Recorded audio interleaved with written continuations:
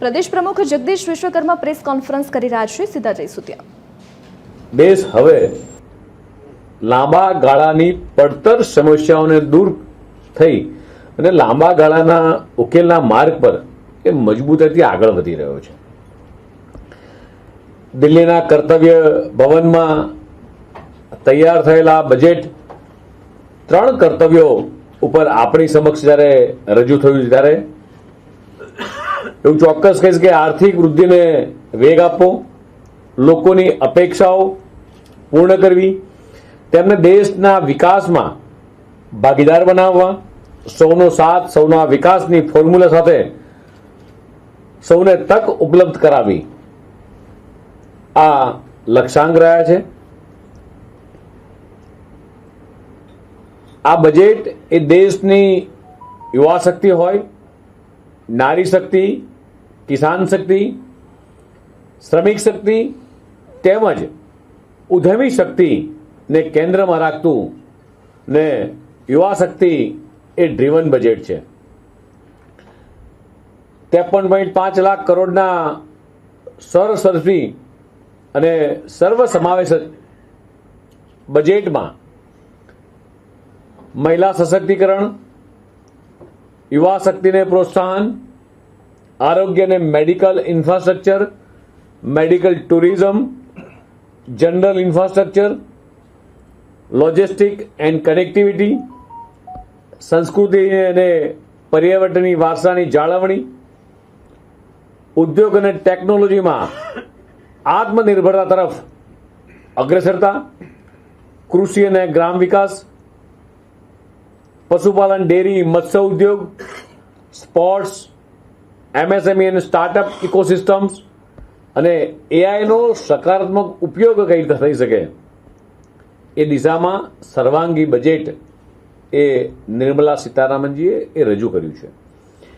દેશની વર્તમાન અને ભવિષ્યની જરૂરિયાતને ધ્યાનમાં લઈ એ તમામ વિષયો ઉપર બળ આપી ભારતના ઉજ્જવળ ભવિષ્યના પાયાને સશક્ત કરવા એ મિત્રો ભાર મૂકવામાં આવ્યો છે. આ બજેટને જો આપણે એક વાક્યમાં કહું તો strong step for right direction. આ બજેટમાં ગુજરાતના વિવિધ ક્ષેત્રે માટે પણ જાહેરાતો કરવામાં આવી છે. દેશમાં 15 જગ્યાએ લગભગ પુરાતત્વ સ્થાનોને એ વિકસાવવાની જોગવાઈ છે. ગુજરાતમાં લોથલ ને ધોળાવીરા ને પણ ખાસ વિશિષ્ટ આ પુરાતત્વ સ્થાનોની વિકાસની જોગવાઈમાં આવરી લીધા છે. એ પણ આપણો પુરાતત્વ જે વિભાગ છે એને વિશિષ્ટ રૂપે ડેવલપ કરી અને આપણો ઇતિહાસ ઉજાગર કરવાનું કામ કરશે. પૂર્વ ભારતના દાનકોથી સુરત સુધીનો આ ડેડિકેટ ફ્રેટ કોરિડોર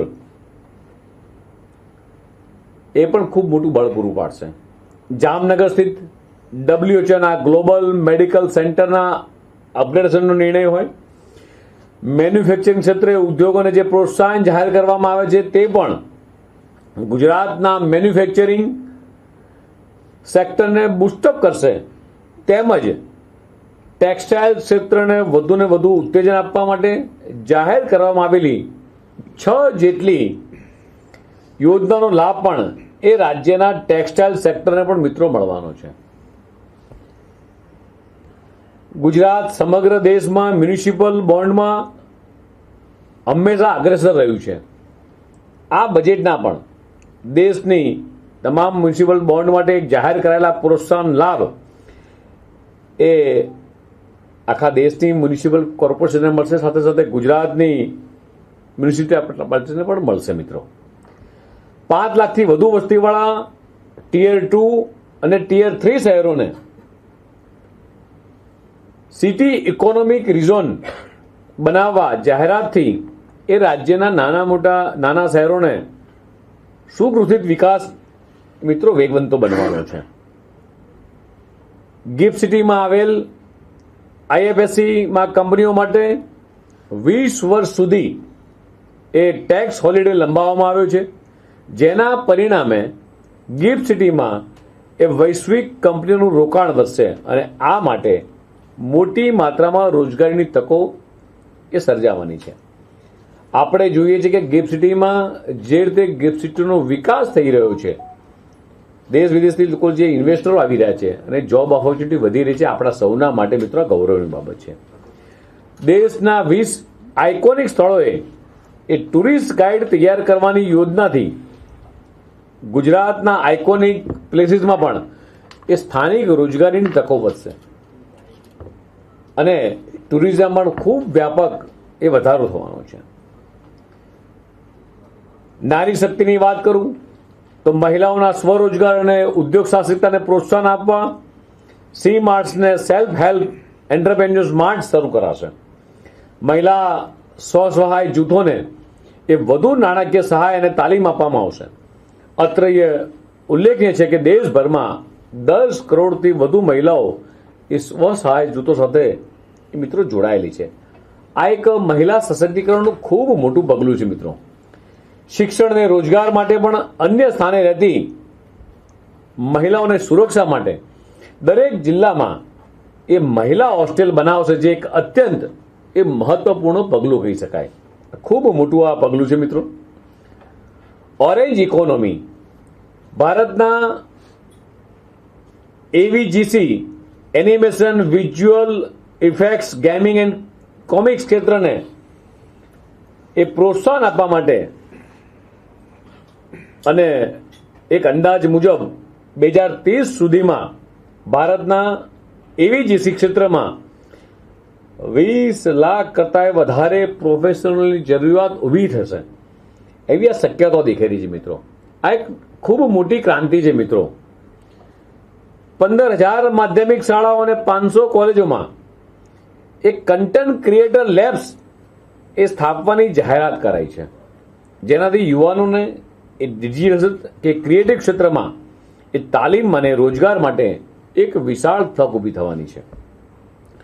કૃષિ, પશુપાલન અને મત્સ્ય ઉદ્યોગની વાત કરીએ તો એઆઈ આધારિત ભારત વિસ્તાર ટૂલ એ શરૂ કરવાની જાહેરાત કરવામાં આવી છે. ખેડૂતોને પોતાની ભાષામાં પાક ઉત્પાદન, હવામાન, ખાતર, રોગ નિયંત્રણ અને બજાર સંબંધિત તાજી ને યોગ્ય માહિતી એ મળી રહે એ પ્રમાણેની ટેકનોલોજી વિકસાવશે. ઊંચી કિંમતવાળા પાકો જેવા કે નારિયેળ, કાજુ, અખરોટ વગેરેના વિકાસ માટે ખાસ યોજનાઓ દ્વારા એ ખેડૂતોને આવકમાં અવસર આપવાનો એ સંકલ્પ એ વ્યક્ત થયો છે આ બજેટની અંદર. પશુપાલન અને ડેરી ક્ષેત્રે 20,000થી વધુ વેટરનરી ડોક્ટરોને એ તાલીમ આપવાની યોજના છે. ડેરી અને પશુપાલનના એકમોને આધુનિક બનાવવા માટે ક્રેડિટ આધારિત સહાયની એક વ્યવસ્થા કરવામાં આવી છે. સાથે જ મત્સ્ય ઉદ્યોગને પ્રોત્સાહન આપવા માટે 500 નવા જળાશયો અને અમૃત સરોવર અને માછીમારો માટે એ વિકસિત કરવાની એ જાહેરાત કરવાની આ વખતની બજેટમાં જાહેરાત કરી છે. હેલ્થ સેક્ટરની વાત કરીએ તો ગુજરાત અને દેશમાં એ હેલ્થ ટુરિઝમ વધ્યું છે. વિદેશથી લોકો અહીંયા પોતાની ટ્રીટમેન્ટ કરાવવા આવી રહ્યા છે. જે રીતે મેડિકલ સીટો વધી છે, દર વર્ષે જે ડૉક્ટરો બની રહ્યા છે અને સારા લેવલની ઇન્ફ્રાસ્ટ્રક્ચર લેવલની હોસ્પિટલો જ્યારે ગુજરાત અને ભારતભરની અંદર બની રહી છે, ત્યારે આ સેક્ટરને વધારે મજબૂત કરવા કેન્સર સંબંધિત 17 દવાઓ ઉપરથી ઇમ્પોર્ટ ડ્યુટી એ ઘટાડવાનો નિર્ણય કર્યો છે. કેન્સર સહિત 7થી વધુ ગંભીર બીમારીઓ માટેની દવાઓ મિત્રો સસ્તી થવાની છે. દેશમાં 5 જેટલા રિજનલ મેડિકલ હબના નિર્માણ થકી એ દેશને આંતરરાષ્ટ્રીય સ્તરે એ મેડિકલ ટુરિઝમ એક સ્પોટ તરીકે વિકસાવવામાં આવશે મિત્રો. 3 આયુષ એમ્સ પણ બનશે. લોજિસ્ટિક અને પરિવહન 7 હાઈસ્પીડ જેટલા rail corridor, rare earth mineral corridor, 20 નવા રાષ્ટ્રીય જળમાર્ગ અને માઉન્ટેન ટ્રેન. જેટલું ઇન્ફ્રાસ્ટ્રક્ચર મજબૂત હશે, આપણે બધાએ જોયું છે કે છેલ્લા 10 વર્ષની અંદર ઇન્ફ્રાસ્ટ્રક્ચર ક્ષેત્રે ભારતે ઘણું બધું ઇન્વેસ્ટમેન્ટ કર્યું છે અને એના કારણે લોજિસ્ટિક ખર્ચ પણ ઘણા બધા ઘટ્યા છે. મેક ઇન ઇન્ડિયા અંતર્ગત ઇન્ડિયન સેમિકન્ડક્ટર મિશન 2.0ની ઘોષણા એ કરવામાં આવી છે. 10,000 કરોડના ખર્ચે બાયોફાર્મા શક્તિ મિશનની જાહેરાત કરવામાં આવી છે. ઇલેક્ટ્રોનિક્સ કમ્પોનેન્ટ મેન્યુફેક્ચરિંગ સ્કીમ હોય, 5 નવા ટેક્સટાઇલ પાર્કનું નિર્માણ હોય, ખાદી, હાથવણાટ, હાથશાળ અને હસ્તકલાને પ્રોત્સાહન આપવા માટે મહાત્મા ગાંધી ગ્રામ સ્વરાજની પહેલ કરવામાં આવી છે. મિત્રો, આના કારણે એ દેશના ગામડાઓ મજબૂત થશે. માતાઓ બહેનો જે લોકો હાથવણાટનું કામ કરતા હોય, હાથશાળનું કામ કરતા હોય, ખાદી બનાવતા હોય, હસ્તકલાના કારીગરો હોય, એ બધાને ઘણું બધું પ્રોત્સાહન મળવાનું છે અને એ ગામડાની રૂરલ ઇકોનોમીમાં આનો ખૂબ મોટો ફાળો રહેવાનો છે મિત્રો. અને લોકો એ રોજગારીની દિશામાં આગળ વધશે. કાપડ ક્ષેત્રે કૌશલ્ય ઇકોસિસ્ટમને એ વેગ આપવા સમર 2.0 મિશન સાથે કુદરતી માનવ નિર્મિત ન્યુ એજ ફાઇબરમાં આત્મનિર્ભર લાવવા માટે રાષ્ટ્રીય ફાઇબર યોજનાનો અમલ કરવામાં આવ્યો છે. 3 કેમિકલ પાર્ક અને હાઈટેક ટૂલ મેન્યુફેક્ચરિંગ અને ચેમ્પિયન એમએસએમઈને પ્રોત્સાહન. મિત્રો, આ 3 કેમિકલ પાર્કના કારણે પણ ઘણી બધી જોબો એ ઓપોર્ચ્યુનિટી ક્રિએટ થવાની છે. એમએસએમઈને પણ પ્રોત્સાહન આપવા માટે જે હાઈટેક ટૂલ્સ મેન્યુફેક્ચરિંગ અને ચેમ્પિયનને પ્રોત્સાહન આપ્યું છે, આના કારણે પણ એમએસએમઈ ઇન્ડસ્ટ્રીઝ એ ગુજરાતનું પણ હબ રહ્યું છે. અન્ય રાજ્યો કરતાં પણ ગુજરાત એમએસએમઈમાં ઘણું આગળ છે અને એના કારણે એમએસએમઈને પણ ખૂબ મોટો લાભ મળવાનો છે અને એના કારણે મેક ઇન ઇન્ડિયા હોય કે આત્મનિર્ભર ભારતની દિશામાં એ આપણને ખૂબ મોટો ફાયદો થવાનો છે.